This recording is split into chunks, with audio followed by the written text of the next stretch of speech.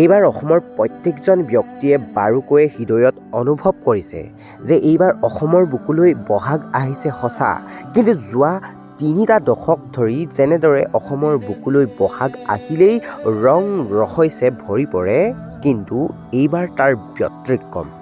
চাৰিওফালে সকলোৰে হৃদয়ত এক বুজাব নোৱাৰা বেদনা। কুলি কেতেকীৰ বিননিতো এক অবুজ বেদনা ভাহি আহিছে।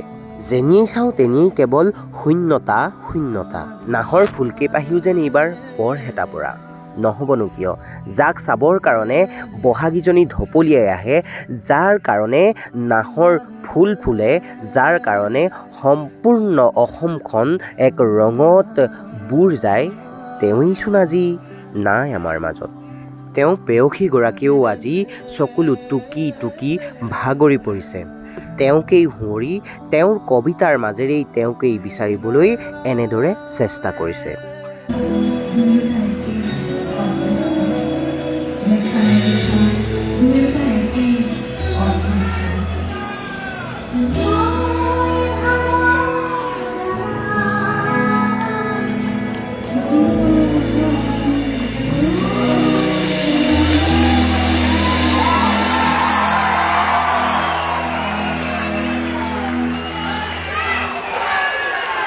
ভগৱানে তেওঁক সুস্বাস্থ্যৰ অধিকাৰী কৰি ৰাখক, যাতে আমাৰ মৰমৰ, আমাৰ প্ৰাণৰ শিল্পী জুবিন দাৰ যাতে সৃষ্টিৰাজিসমূহ আগবঢ়াই নিব পাৰে আৰু নতুন নতুন সৃষ্টি গৰিমা বৌৰ দ্বাৰাই অসমবাসী ৰাইজলৈ আগবঢ়াই দিব পাৰে।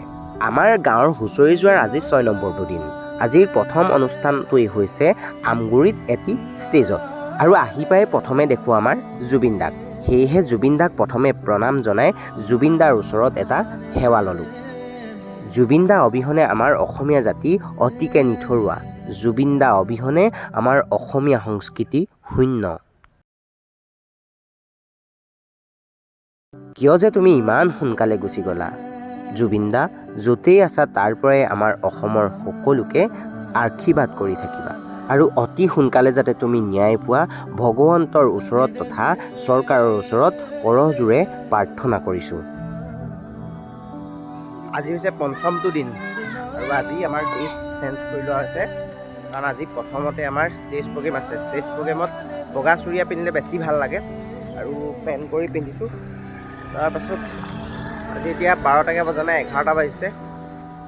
মানে ষ্টেজ প্ৰগ্ৰেমটো একদম আমি 12টা, চাৰে 12টা, 1টা মানত কৰিব লাগিব, তেতিয়াহে মানে আমাৰ চোতাল প্ৰগ্ৰেমবোৰৰ কাৰণে টাইম মিলিবগৈ।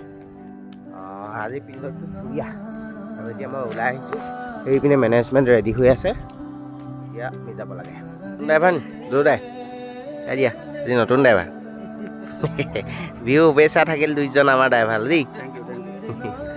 আৰু প্ৰথমেই আহি দেখোঁ ইয়াত পিঠা পনাৰ প্ৰতিযোগিতা চলি আছে। সকলোৱে বিভিন্ন ধৰণৰ বিভিন্ন ৰকমৰ পিঠা পনা ইয়াত সম্ভাৰ লগাইছে। পিঠা পনাৰ প্ৰতিযোগিতা সমাপ্তিৰ পাছত আমাৰ অসমীয়াৰ স্বাভিমান, অসমীয়াৰ গৌৰৱ, আমাৰ গামোচাখনৰ প্ৰতিযোগিতা আৰম্ভ হৈছে। আৰু প্ৰতিযোগীসকলে বিভিন্ন ধৰণৰ হাতে বোৱা গামোচা ইয়ালৈ লৈ আনিছে। চাওকচোন বাৰু কিমান সুন্দৰকৈ এই গামোচাসমূহ সজাইছে। আৰু প্ৰতিযোগিতাসমূহ সমাপ্তি হোৱাৰ পাছত এইবাৰ আমাৰ হুঁচৰি প্ৰদৰ্শন। সকলোৱে এতিয়া হুঁচৰি মাৰিবৰ কাৰণে আগবাঢ়িছোঁ, আৰু এই মঞ্চখন দেখিছেনে, জুবিন দাৰ নামত উৎসৰ্গা কৰা হৈছে।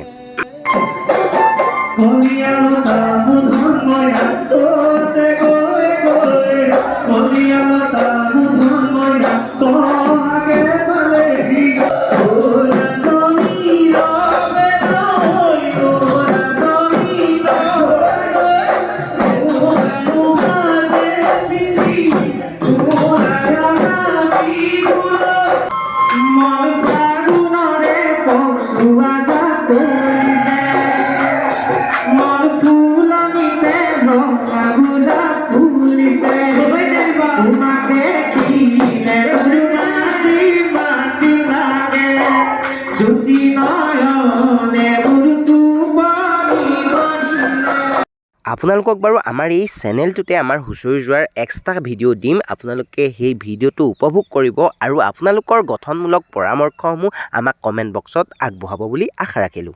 চলি আছে ইতিমধ্যে ঘৰখনীয়া সন্মিলিত হুঁচৰিৰে বিহু প্ৰদৰ্শন কৰি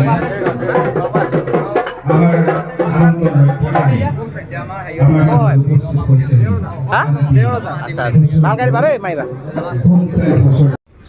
এই মায়াবিনী ৰাতিৰ মুখ্য আকৰ্ষণ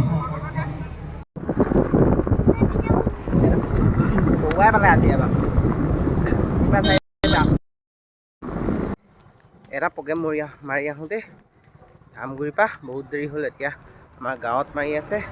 ভাত পানী বনে বহুত ভোক লাগিছিলে, সেইকাৰণে ভাত পানী খাই ল'লোঁ। তাৰপিছত এতিয়া গাঁৱত যে সেইকাৰণে গাঁৱত ইহঁতি মাৰি আছে, এতিয়া মাজতে সোমাবগৈ লাগিব। ইয়াত মাৰি আছে।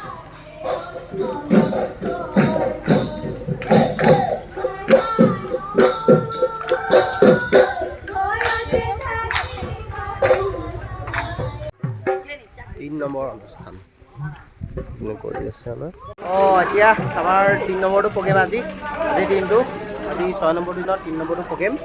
তাৰপাছত তো মোৰ কামনিত অৱস্থা নাই। সেই ষ্টেজ প্ৰগ্ৰেমটো যেতিয়া আমগুৰিত কৰিবলৈ গৈছিলোঁ, গোটেই 4 ঘণ্টা 5 ঘণ্টামান ৰখাই থৈ দিলে আমাক। প্ৰতিযোগিতা যিকেইটা হৈ আছিলে, এইপিনে ফটো পৰ্ব চলি আছে। তাৰপিছত মোৰ কামনিত আকৌ ভোকত থাকিব পৰা নাই।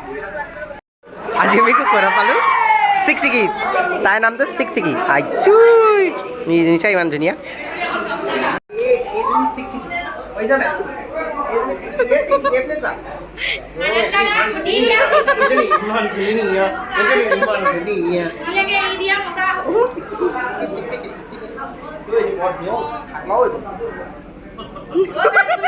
আজি 3 নম্বৰটো প্ৰগ্ৰেম ন, আৰু আজি 3 নম্বৰটো প্ৰগ্ৰেমত আহি মানে ইমান ধুনীয়া মৰম লগা চিকচিকি এজনী পালোঁ।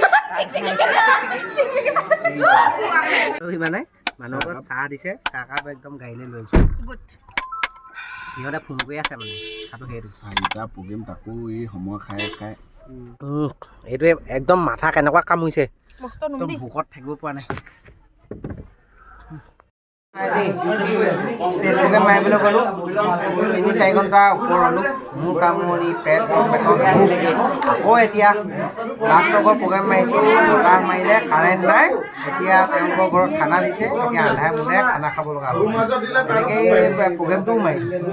এতিয়া হ'ব গোটেইখন আন্ধাৰ মুন্ধা, গোটেইখন আন্ধাৰ মুন্ধা।